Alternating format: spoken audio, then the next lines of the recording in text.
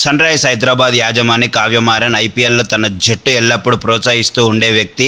తాజా సీజన్లో రాజస్థాన్ రాయల్స్తో జరిగిన మ్యాచ్లో సన్ రైజ్ బ్యాటింగ్ చేస్తున్నప్పుడు ఆమె స్టేడియంలో ఉత్సాహంగా కనిపించింది. ఈ మ్యాచ్లో ఇషాన్ కిషన్ అద్భుతంగా రాణించాడు. కేవలం 45 బంతుల్లోనే సెంచరీ పూర్తి చేసి జట్టును 286 పరుగుల భారీ స్కోర్ను తీసుకెళ్లాడు. అతను సెంచరీ చేసిన వెంటనే ఫ్లయింగ్ కిస్ ఇచ్చాడు.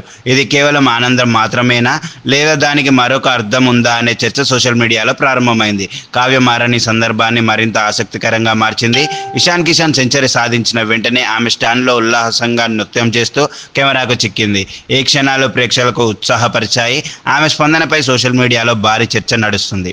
ఇషాన్ కిషన్ ఇటీవల టీమిండియాలో చోటు కోల్పోయిన నేపథ్యంలో ఈ ఇన్నింగ్స్ అతనికి ఎంతో కీలకం. దేశీయ టోర్నమెంట్లలో మంచి ఫామ్ చూసిన అతను ఐపీఎల్లో తన సత్తా నిరూపించుకునే అవకాశాన్ని సద్వినియోగం చేసుకున్నాడు.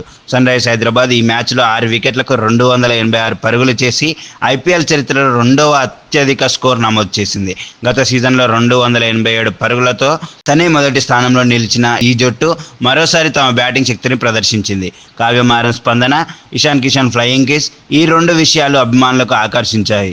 ఇది కేవలం ఆటగాళ్ల ప్రదర్శన మాత్రమే కాకుండా ఐపీఎల్లో భావోద్వేగాలు, వినోదం ఏ స్థాయిలో ఉంటాయో సూచించే గొప్ప ఉదాహరణ.